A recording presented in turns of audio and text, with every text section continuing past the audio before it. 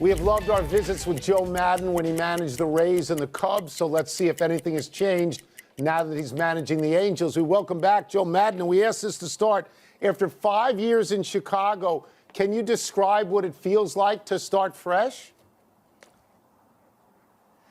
It's actually very cool and interesting. I had a wonderful 5-year run back there. I think mission accomplished on a variety of different levels. However, I'm coming home. You all know what it's like to go back to your alma mater, whether it was your high school or your college, and coming back to the Los Angeles Angels, formerly the California Angels, Artie Moreno, John Carpino, Billy. I can't tell you how in the most warm and wonderful way, it feels great. You will throw the first pitches in the regular season that the Astros will see in Houston. A lot of people are going to watch to see how you approach it. Everybody's going to tune in, including me, to see, are you going to throw at them? So I'm going to ask you, are you going to throw at them? You're going to be very disappointed. We are not. I think you're going to be disappointed.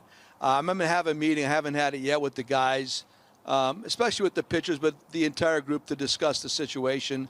I want to go down there and play baseball. We're ascending right now. We're trying to become a playoff team this year and a championship team in the very near future. I don't want to get caught up in that imbroglio. I want us to play baseball. So we'll talk about it, get it out among ourselves, go down there and play the game, pitch the game properly, and hopefully come out with the series win. I'm not interested in extracting a pound for flesh for what has occurred. I know I wasn't in this division, did not play these guys straight up, but I'm still a member of the fraternity. I'm really about the healing process right now. I know there's going to be varied opinions on so many different levels with this, and I get it, totally get it. But when it gets to that day, the first pitch is thrown, I'm more concerned about us taking care of us and let the Astros take care of themselves. Well, Joe, just to follow up on that, I mean, you're dealing probably with some players, I guess most teams are, who are angry, but you've got this philosophy which squares very well with Rob Manfred's. How do you manage that? Do you have to go in that clubhouse and have real deep heart-to-hearts before you get to that point? Straight up. It's straight up, bro. It's always straight up. You have to be able to have tough conversations to do this job.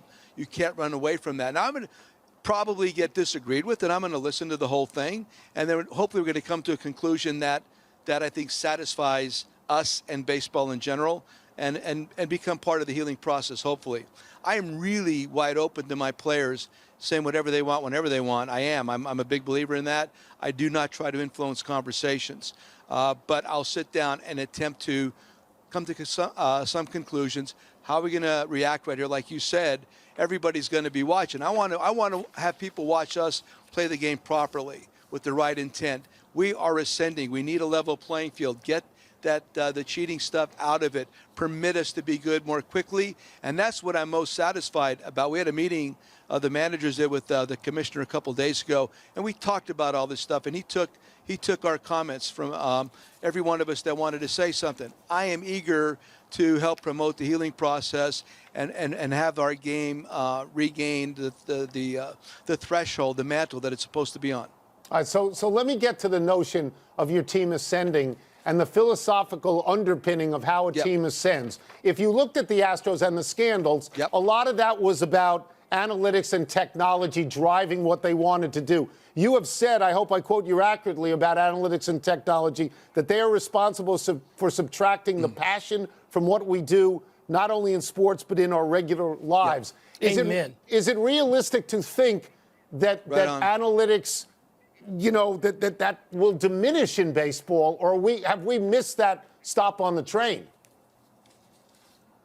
I think in some ways it diminishes everything that we do. I think it takes the human element out of a lot of moments where we rely on math to decide our answers all the time. I'm talking about in a baseball sense. I think there's a lot of business folks out there that would conclude the same thing. And having said that, I am not totally anti-analytics or technology. I've been doing it for years. I just think you have to utilize it in the proper way, proper sense.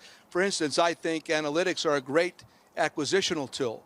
I think if you're sitting in the offseason trying to make decisions and you have to really thin slice things, I think analytics are wonderful. In the actual season, during the course of the season, actual games, the day-to-day process, there are times analytics to me can help fix a physical problem that a player might be having, whether it's a hitter or a pitcher, etc. And I do like it for that.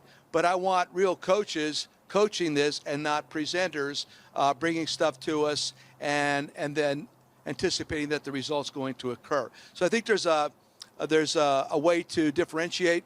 I do want analytics. I do want technology. However, we have to understand that the heartbeat matters the most. And I'm looking forward to, I think maybe the next inefficiency is old school baseball. Everybody's working off the same sheet of music. Strikeouts are okay. Try to accept a walk and hit a home run and spin the baseball as much as you possibly can. The art is being subtracted from all this. The NBA, all they do is shoot three-pointers. And I think all that is the residue of math and analytics. So I think we have to appropriately distribute this stuff, utilize it properly, and understand that we do not want to subtract the soul and the heart from the game, which I think if we're not careful, it's going to eventually do. Joe, you have a World Series ring. You have had success in multiple places. And so you have the authority to talk about this and express how you feel. But I wonder if you worry about managers who have less of that than you do being just usurped. I mean, their jobs, their responsibility, and the way that we've all grown up knowing it by analytics, by people who don't even know the game. Well, yeah, I mean, listen, I think the word experience is becoming an archaic word almost. I mean, I think the least important thing these days, it seems to be, is experience. Well, but I'm here to tell you that that's not the case with the Angels. Artie was looking for experience. John Carpino, and of course Billy Epler is one of the best blends I've seen so far. This guy started out as a scout and was raised by Bill Livesey and Gene Michaels. So from the beginning, we've hit it off. And listen, I'm not here to hammer on anything. I'm just telling you what I think. And what I think right now is that we need to create a blend of all these different things in order to get the game back that people really appreciate, and the game that everybody's looking for, the game that might be more expeditious, the game that might be more entertaining to watch because the ball's being moved, the game because a strikeout is not very cool. I disagree with the people that thinks a strikeout's okay. Strikeout's okay, nobody on, 2 outs, go ahead and try to put a ball in the gap.